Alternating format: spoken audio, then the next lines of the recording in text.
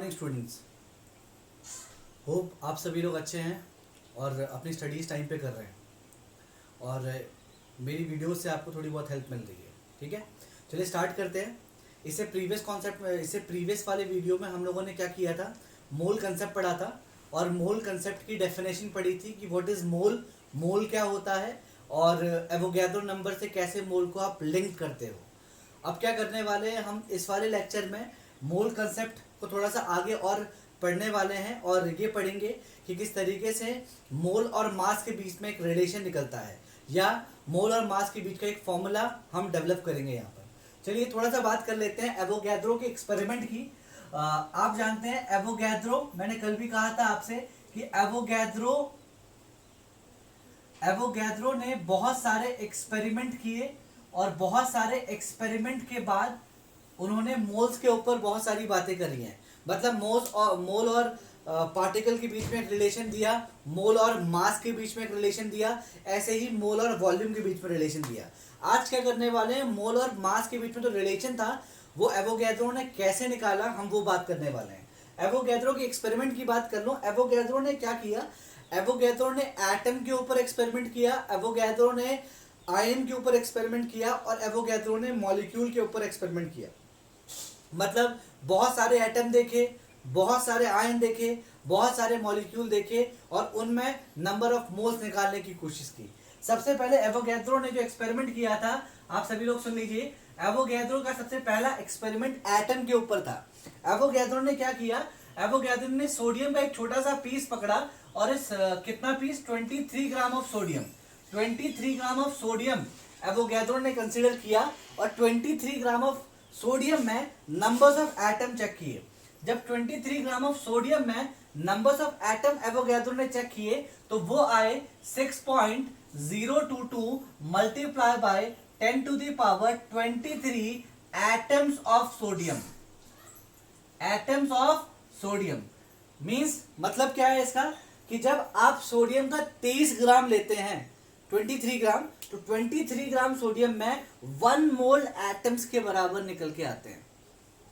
इस तरीके से एवोगैड्रो ने फर्स्टली एटम लिया, सेकेंडली एवोगैड्रो ने किसी आयन के लिए एक्सपेरिमेंट किया और आयन जो यहाँ पर एवोगैड्रो ने कंसीडर किए वो मैग्नीशियम के थे और अमाउंट कितना लिया, 24 ग्राम ऑफ मैग्नीशियम 2+ आयंस लिए। और magnesium 24 gram of magnesium 2+ ions के अंदर मैग्नीशियम के आयन चेक किए और वो आयन निकल के आए 6.022 multiply by 10 to the power 23 ions of magnesium. Ions of magnesium मतलब क्या किया गया, 24 ग्राम मैग्नीशियम 2+ के अंदर मैग्नीशियम के आयंस चेक किए गए कि कितने मैग्नीशियम के आयंस हैं। इसी तरीके से एवोगैड्रो ने किसी गैस के लिए भी एक्सपेरिमेंट किया। यहां पर गैस जो उन्होंने कंसीडर की थी वो 32 gram of oxygen gas, 32 gram of oxygen gas किसी कंटेनर के अंदर रखी और टेस्ट किया और इसके अंदर जो नंबर्स ऑफ एटम आए, आप जानते हैं कितने आए होंगे, वो नंबर्स ऑफ एटम आए 6.022 multiply by 10 to power 23 molecule of O2। इसके अंदर भी कितने मॉलिक्यूल आए, 6.022 multiply by 10 to power 23 molecule of O2। जब एवोगैड्रो ने इतने सारे एक्सपेरिमेंट कर लिए, मतलब एटम के ऊपर एक्सपेरिमेंट कर लिया, आयन के ऊपर एक्सपेरिमेंट कर लिया और मॉलिक्यूल के ऊपर एक्सपेरिमेंट कर दिया, तो एवोगैड्रो ने एक बात कंक्लूड करी कि चाहे आप किसी भी चीज का, हाँ एक बात ध्यान रखिएगा, आपने क्या किया है, जो मास लिया है या जो वजन आपने ले रखा है वो, जैसे सोडियम में आपने 23 ग्राम ही लिया है, मैग्नीशियम में 24 ग्राम ही लिया है और ऑक्सीजन में 32 ग्राम ही लिया है। मतलब आप कर क्या रहे हैं, जो मास आप पिक कर रहे हैं वो एग्जैक्टली मॉलिक्यूलर मासेस या एटॉमिक मासेस के बराबर कर रहे हैं। ठीक है, तो ध्यान रखिए होता क्या है, जब किसी एटम का गिवन मास उसके एटॉमिक मास के बराबर का मास जब आप कंसीडर करते हैं, जैसे सोडियम में आपने 23 ग्राम लिया हुआ है तो उसके अंदर नंबर्स ऑफ एटम कितने निकल के आते हैं, 1 मोल।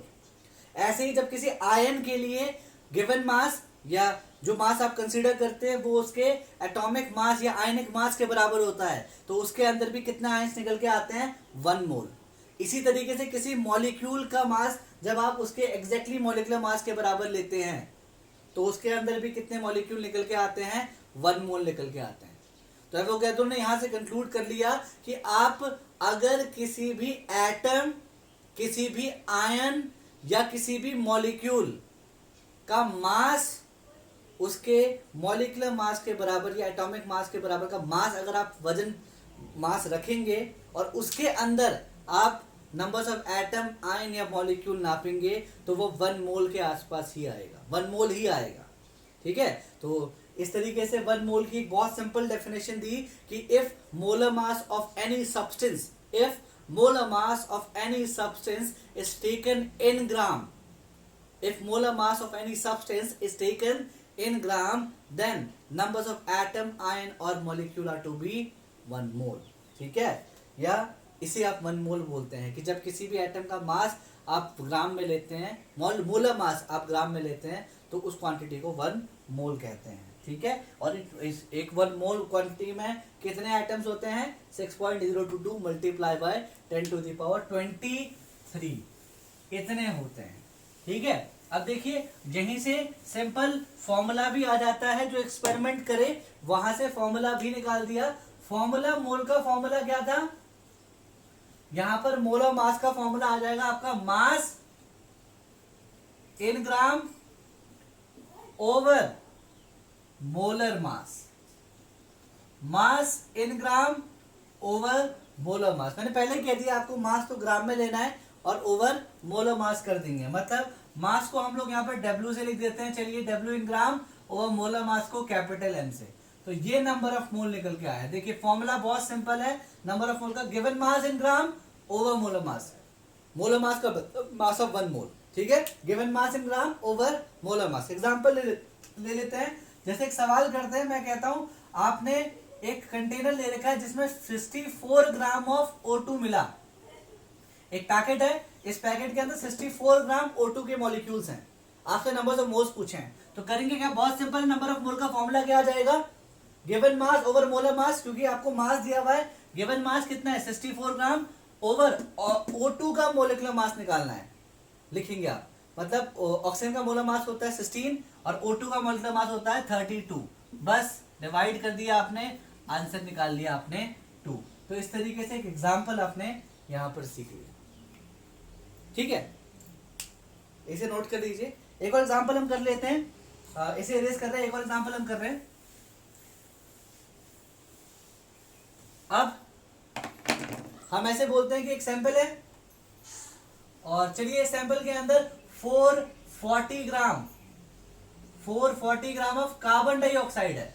आपसे नंबर ऑफ मोल पूछे हैं, उसने पूछा है कितने नंबर्स ऑफ मोल है, तो सिंपल आप फॉर्मूला लगा देंगे, गिवन मास तो आपको दे रखा है 440 ग्राम, ठीक है, और कार्बन का मोलर मास कितना होता है, मोलर मास कार्बन डाइऑक्साइड का, कार्बन का 12 होता है, ऑक्सीजन 16, एक ऑक्सीजन का 16 होता है, आपको मल्टीप्लाई कर देना है 2 से, तो ये निकल के आ जाएगा कितना 44 ग्राम। ठीक है, 44 ग्राम, ठीक है, ये हो जाएगा आपका 32, ये 12, 44 ग्राम। तो बहुत सिंपल है। अब मोल, नंबर ऑफ मोल्स निकालने, फॉर्मूला आपके पास था क्या, given mass in gram over molar mass. Given mass कितना है 440 ग्राम, मोलर मास कितना है 44, कितना आ गया, एन आ गया आपका 10। ठीक है, तो इस तरीके से मोल और मास के बीच में रिलेशन पड़ा हुआ है। ठीक है, तो आज के वीडियो में इतना ही। आज हमने क्या कर लिया, हमने इससे पहले वाले लेक्चर में मोल और पार्टिकल के बीच में रिलेशन पढ़ा था, यहां पर हमने मोल और मास के बीच में पढ़ लिया।